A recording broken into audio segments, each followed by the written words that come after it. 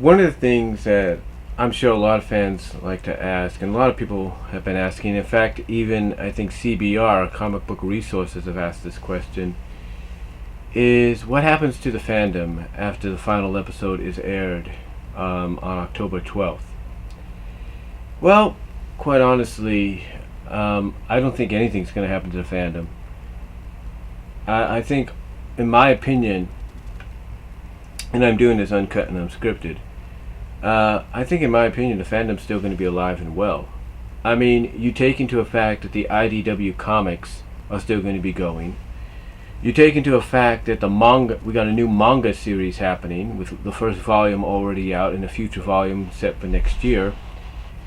As well as you take into effect the fact that Netflix is going to have all 9 seasons eventually. The 9th season will appear there, as well as it currently has Best Gift Ever, and it will eventually have Rainbow Road Trip.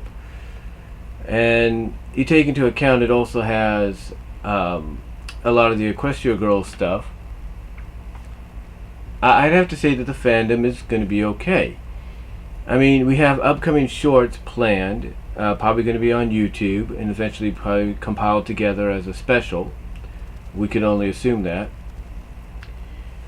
And you might have something in between. You might have another special, you may not. Who knows? I mean, I don't think the fandom is going to go anywhere anytime soon.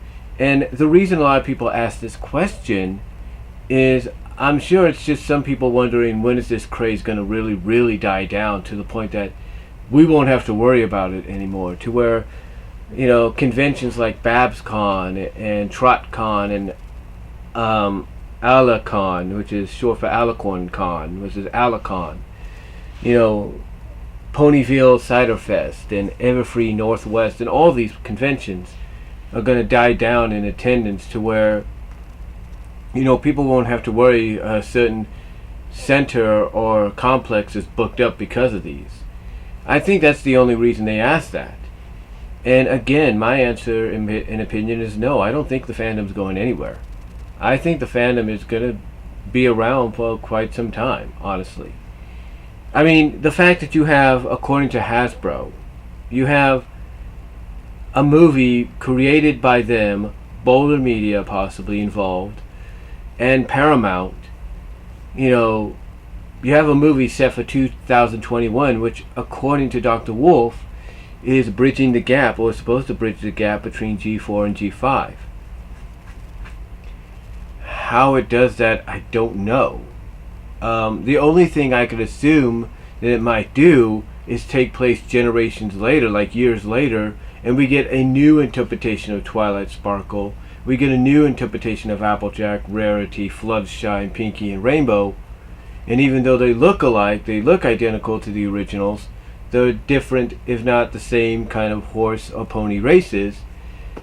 But they're a new generation. Like maybe the parents named them after these characters because of what they had done, in the past. Basically, maybe they name them after the legendary heroes. Who knows? That's just speculation. One could assume, though, that could be one way you bridge the gap. Again, we don't really know how that's going to happen. But yeah, the fandom to me is still going to be alive and well. I mean, like I said, you got BabsCon, which is now known as BabsCon and Beyond, happening in next year. And they already have guests lined up, from Darwelsonator to Josh Scorcher to Aramount, the Fiery Secretary, and probably more to come. But they have the guest list already set and ready to go. When it comes to this event, it's almost like, they're ready for the continuation. They're ready to continue the love for Friendship is Magic and MLP. Right now, like I said, the set, and I'm just checking something there. They're just, they're setting things up. They're getting the people prepared. They're giving them advance notice of, hey, we want you as our guest. So yeah, the fandom's still going to keep going. There's no doubt. TrotCon's going to keep going, and apparently it's being set up to be the next BronyCon on the East Coast, maybe. Can't really say. Ponyville Cider Fest is still going to go. Everfree, Alacon. All these conventions and get-togethers are still going to happen. So to me, like I said, the fandom's not going to go away anytime soon. I mean, the fact that you have the Riff Cafe / TF2 analysis community, as well as the Brony / Pegasister community, still doing reviews and all that of episodes and comic issues and all that. And there's a peripheral of issues of comic books, spin-offs, miniseries. There's a peripheral 220 plus episodes remaining, or 200 plus episodes remaining to look at and review and give thoughts on if they choose to. There's just a lot of pony content that still remains to keep the fandom going. And if that's not all, you have places like ministryofimagery.net, who is home to several, and I mean several, book titles inspired and created by fans. In fact, if you watch Dr. Wolf's BronyCon vlog haul video that he did, one of the first things he shows is 2 books that were given to him that you can find at ministryofimagery.net. Well, at least one of them. One of them is Past Sins, and the other one I can't think of the name of right now. But Past Sins, one of the books I actually have in my shopping cart, because I plan to actually get some of these books. Past Sins, Tales of the Sun, which focuses on Celestia, and Tales of Melody, which focuses on Octavia Melody, who ironically co-starred in the recent Horseshoeing episode this weekend, and DJ Pone 3 / Vinyl Scratch. So you have those books. You have the Fallout Equestria books, and these are all fan-made, but they're all being published and sold like the kind of books you would find in bookstores. So to say that, to wonder what's going to happen to the fandom, again, I don't think the fandom's going anywhere. I really don't. I mean, the fact that, okay, a good example of the fandom still being alive is, even though it's a company, it's a third-party company, they know how to please the fandom. And the way the fandom is still alive is through companies like, say, Olay Factory. And Olay Factory is reasons plushes like this came out. This is a show accurate, well, 95% close show accurate representation of Sunset Shimmer as a pony. Yeah, you got the Sunset Shimmer doll, you got the Sunset Shimmer pony figure by Hasbro and all that, and maybe even a plush through Build-A-Bear, but basically this is the most show accurate you're going to get out of her right now. And that's saying something. That really is saying something. And this is by Olay Factory. And the same could be said for Cadence that I got, for Celestia and Luna. I mean, these are all third-party representations of the characters, and these are all made by Olay Factory.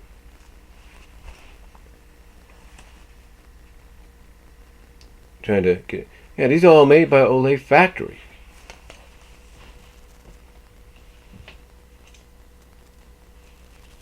I mean, you even have Cadence here. If I can get her into focus. You have Cadence here as well. So, again, it just shows you that the fandom is far from being over. In fact, here's my thoughts on what's going to happen.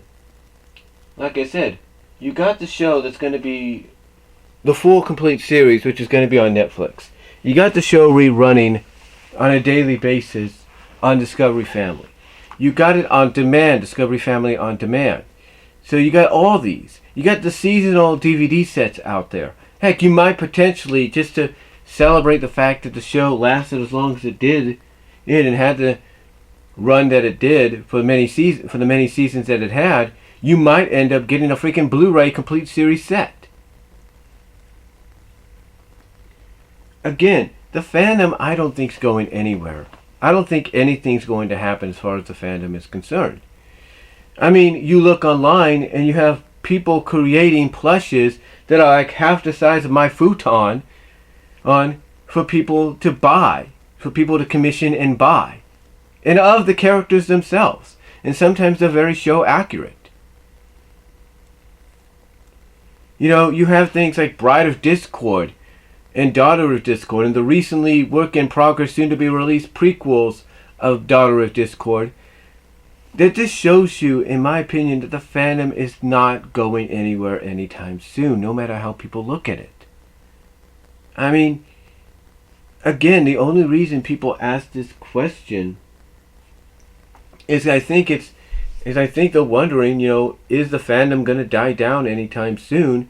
So there's not much of a craze, or so that places like, let's say, you know, the Baltimore Convention Center, or you know, I think what is the Hyatt region in Burlingame, they could have, you know, they could be open for other events and stuff to take place in, and not have to worry about, thank you for calling the Hyatt Regency.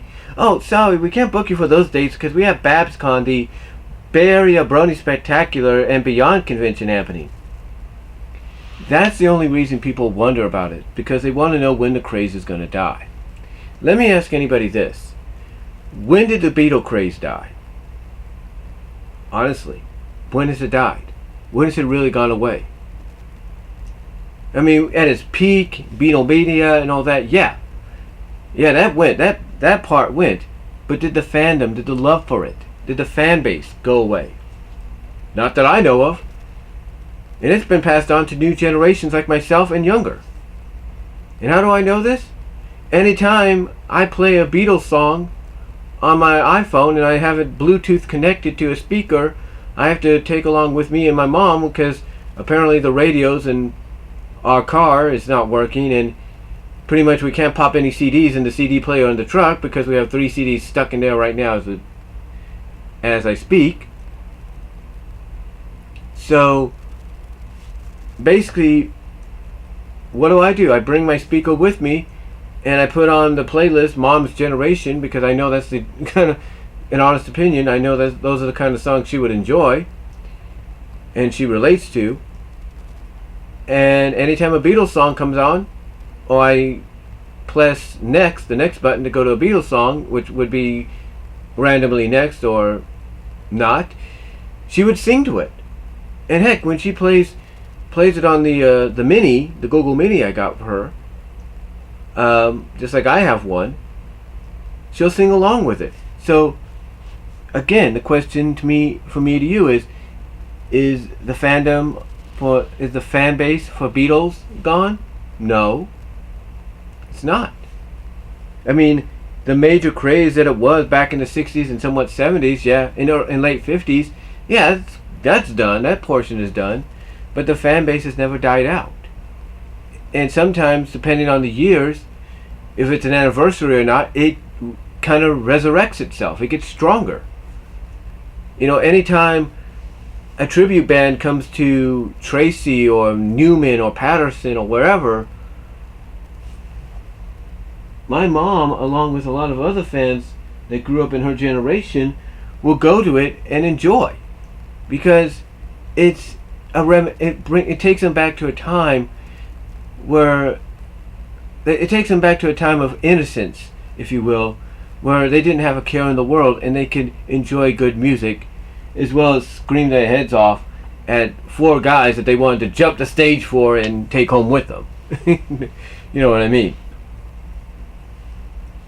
Anyway, long story short, you know, again, question is, has Beatles, the fan base, the fandom, the love for the Beatles gone away? What, has that disappeared? No. So to wonder what's going to happen to the MLP FIM fan base, the Bronies and the Pegasisters, to ask them that similar question is stupid. I mean, it's not totally stupid, but the thing is, you know, if you're hearing that, oh, the next generation's not that far off, or the next installment's not that far off, and oh, there's a potential rumor going around that the potential is it could be aimed at an older audience, especially like this 7 and up, if not more, then honestly I think asking that question is kind of irrelevant, because the fandom's not going to go anywhere. They're not. I mean, like I said, you got things like Bride of Discord, the Daughter of Discord sequel, the prequels. You got the Ministry of Imagery website that has Dark Sins, Tales of the Sun, Tales of Melody, if you will. You got the plushes by third party and by fans. You got pictures done by fans that people would like to actually print out and hang in the wall. It's ludicrous, in my opinion, to say that the fandom's going to go away anytime soon. Again, another example I've used is Sonic SatAM. The fandom for that has stayed alive as strong as it could be, to the point that now a group called Season Animated, which is SEA3 SON Animated. That's SEA numeral 3 SON Animated for the YouTube captions.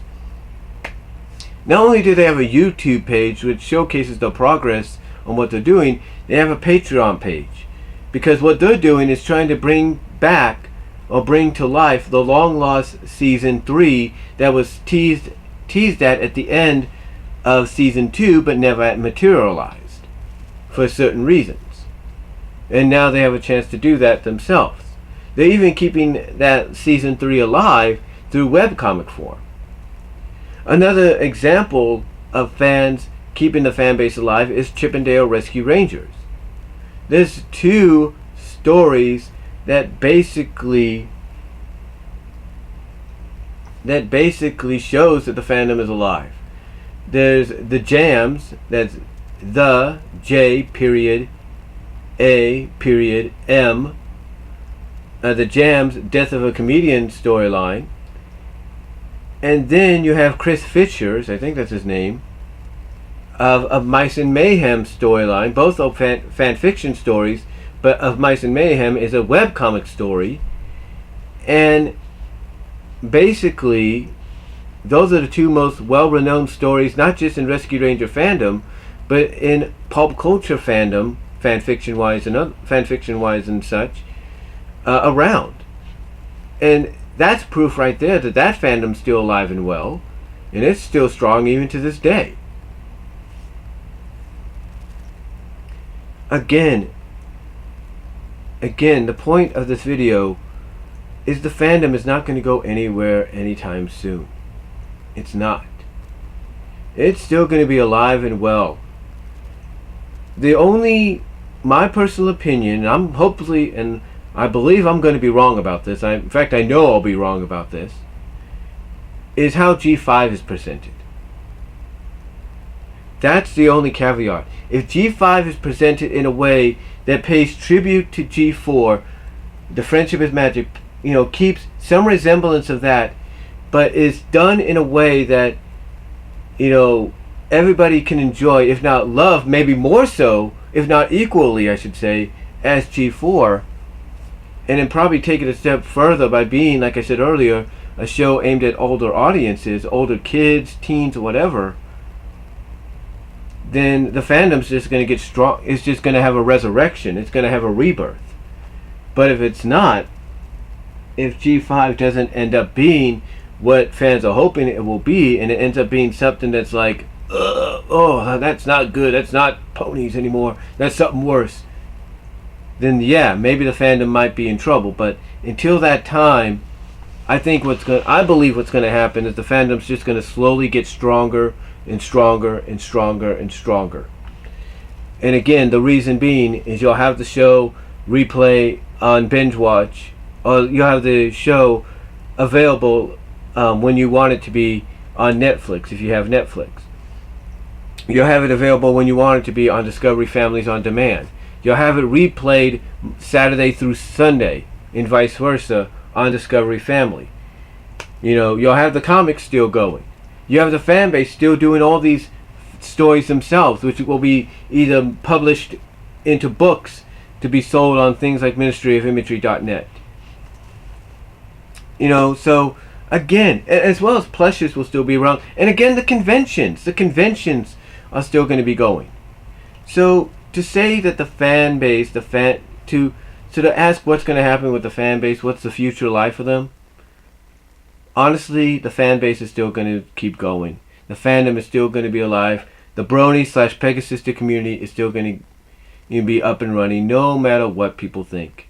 Because again, you have the Rift Cafe / TF2 analysis crew, looking at the fact that they have a peripheral of episodes that they have yet to touch upon, and eventually they're going to.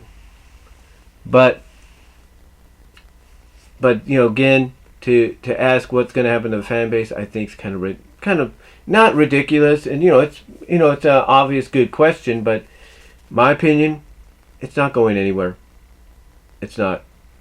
So anyway, that's all I could say to answer that question. I know I sound like I rambled a little bit, but again, like I said, this is uncut and unscripted. So let me know what you guys think, though, down below. What are your thoughts on the future of the fandom? What do you think it goes from here? And do you think it's going to get stronger as time goes on, as we build towards Gen 5 in 2021? Let me know down below. Comment if you like. Talk to y'all later.